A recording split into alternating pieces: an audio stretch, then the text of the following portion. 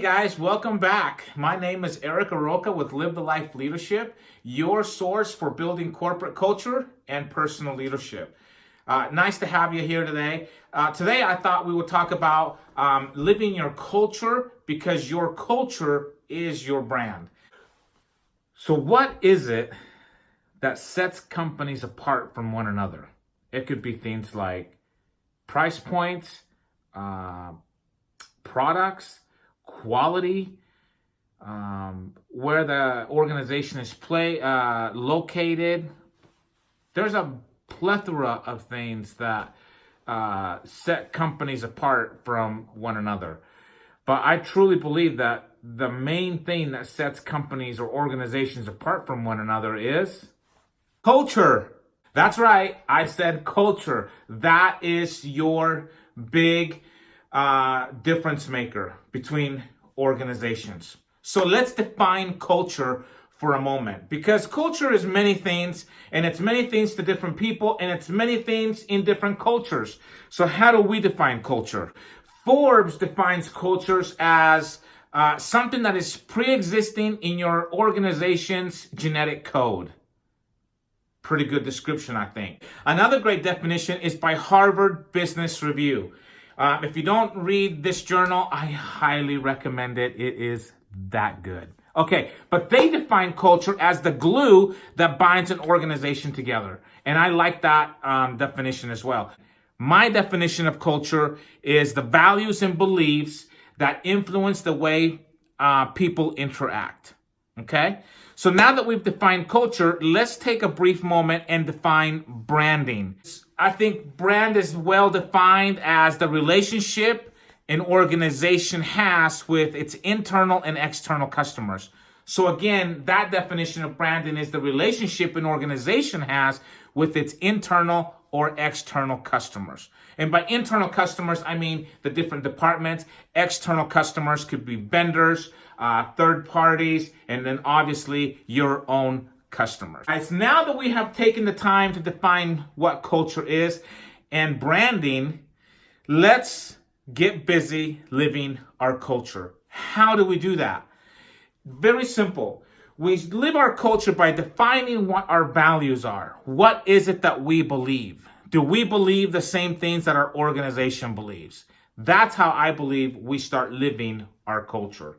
And that's how our culture becomes our brand, because we live it. We are actively doing things every single day that reinforces our value system. And that value system reinforces our culture. It becomes who we are, how we do things, how we interact with other people, and it becomes our brand. It's very, very powerful. And it's something that most companies will pay maybe a little bit attention to, but don't give it the full attention that it truly deserves. The leadership group, that the thing that we need to focus on if we're really focusing on culture is in our hiring processes. In our hiring process, we should be focused more on culture fit than we are about experience. That's not to say that experience does not play an important role, because I believe it does.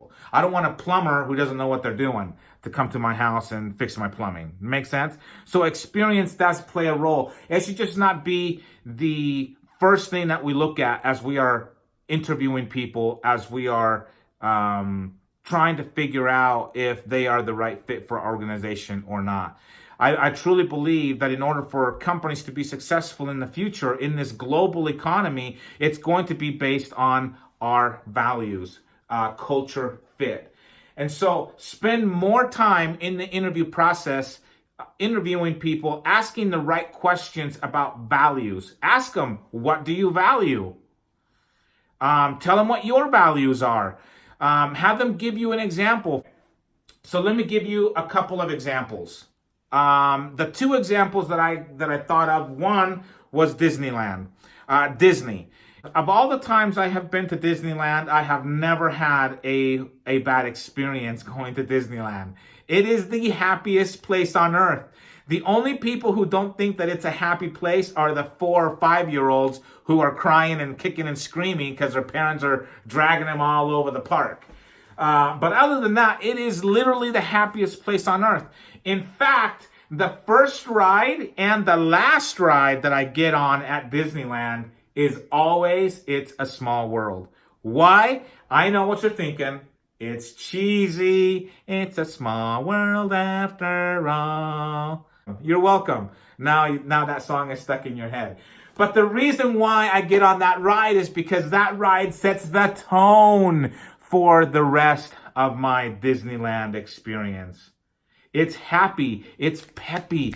You can't start that ride in a good mood and end in a bad mood because it's happy. It's all about happiness. It's just happy. And so think about your experience. If you've never been to Disneyland, if you've been to other theme parks, if you've been to Six Flags, if you've been to a local theme park in wherever you live, it'll be a different experience altogether. Everything is catered. Everything is centered around making you happy. So we should not be surprised that their mission statement says to make people happy. That's why Disney exists.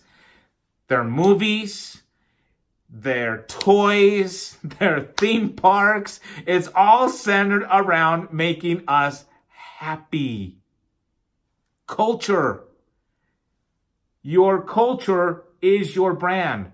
So how do you live that culture? I've actually seen people live that culture. We were doing the Princess Tour right at Disneyland, and this is several years ago when my older kids were pretty young, and my daughter was really into the whole princess thing, and so we were trying to get every princess, and so we were every time we saw a princess, we would go get them and go get the autograph, get the little picture and all that. And we saw Cinderella, and we were quite a ways away from where she was with all the other kids and things. And it took us a little bit of time to get there. You know how it is with little kids. So we're going and trying to get there, and they whisk her away. Like the other Disney characters, right? Because everyone in Disney is a character. No, there's no employees. They're all characters, whether they're in costume or not. See, live your brand, live your culture. Okay, so they whisk her away. They're like taking her out somewhere. I think she was done, I guess, and time for her to go. And we're still trying to catch up. We're like running, like dragging kids along with us. And we yell, wait, wait, wait. And what do? They stop.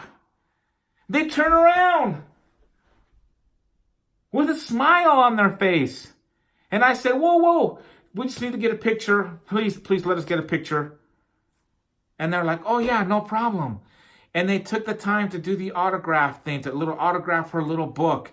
They took the time to get a picture with us, with my daughter. It was fantastic. What a wonderful experience. People live their culture. Their culture becomes their brand.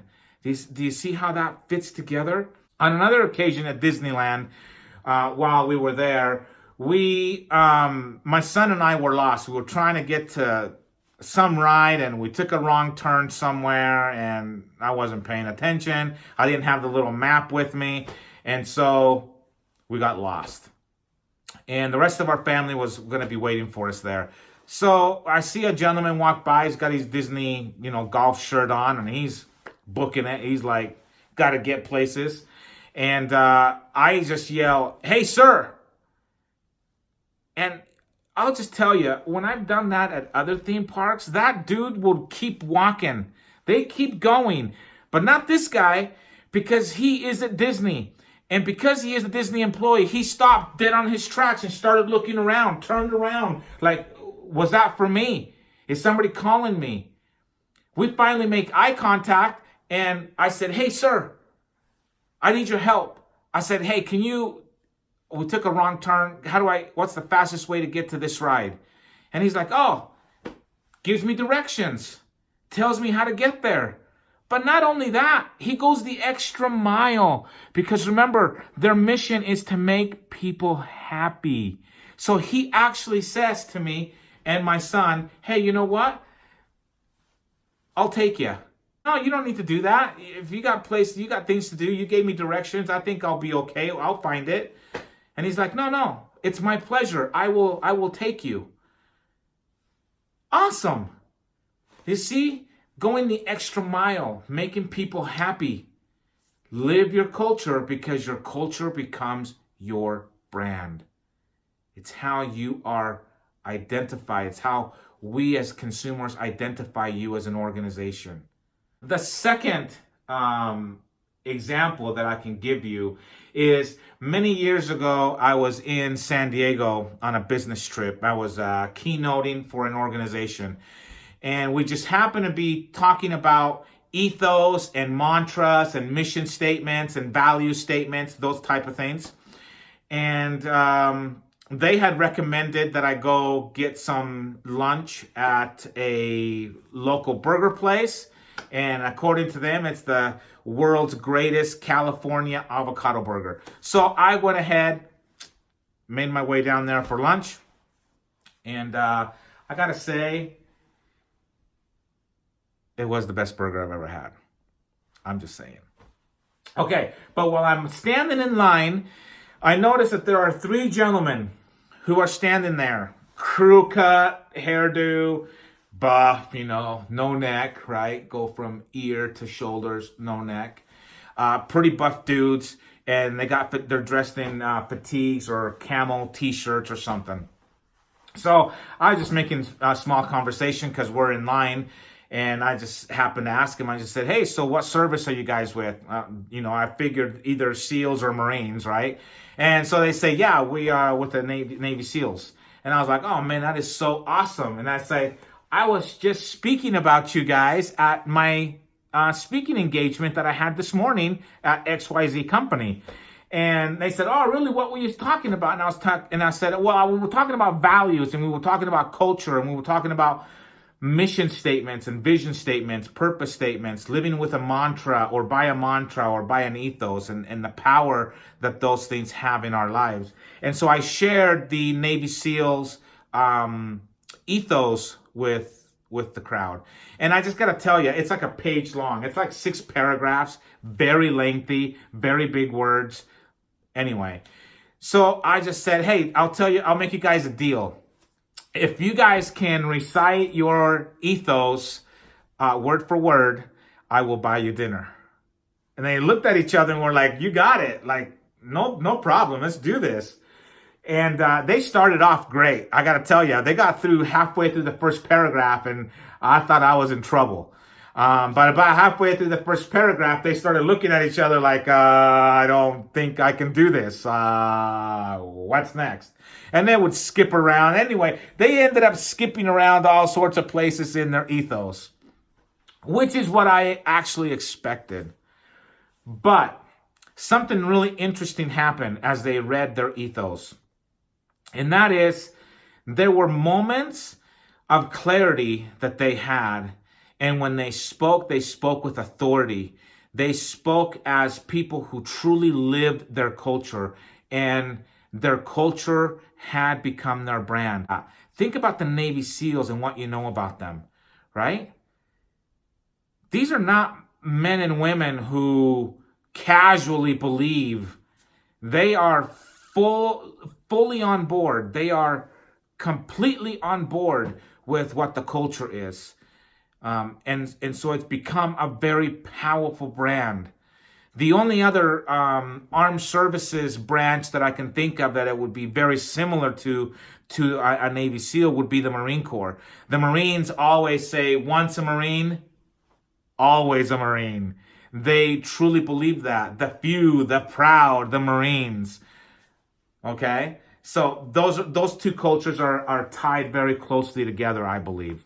Okay, so let me tell you what they did remember that was truly powerful. I remember this phrase.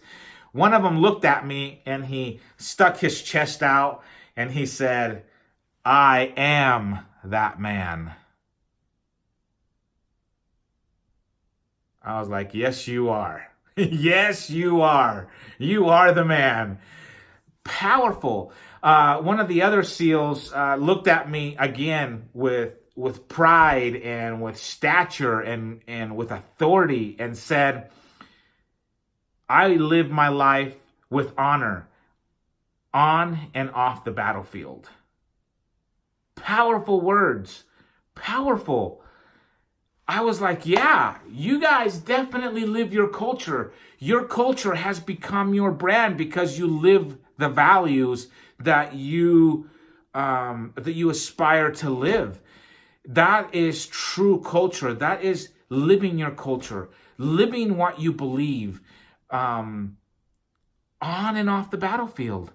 How many of us go to work and say, well, yeah, I believe what the company believes, but as soon as we get home, maybe we don't believe what they believe because now we're at home, right? And so it truly is living your culture. Live your culture because that culture becomes your brand. And you want that culture to become your brand. That's how people will identify you. That's how people will know you. That's how people will know what you're all about. Remember, it's like the Marines. Once a Marine, always a Marine. The few, the proud, the Marines. Live your culture because your culture will become your brand. Okay, guys, that is all we have time for today. So if you like this video, give me one of these.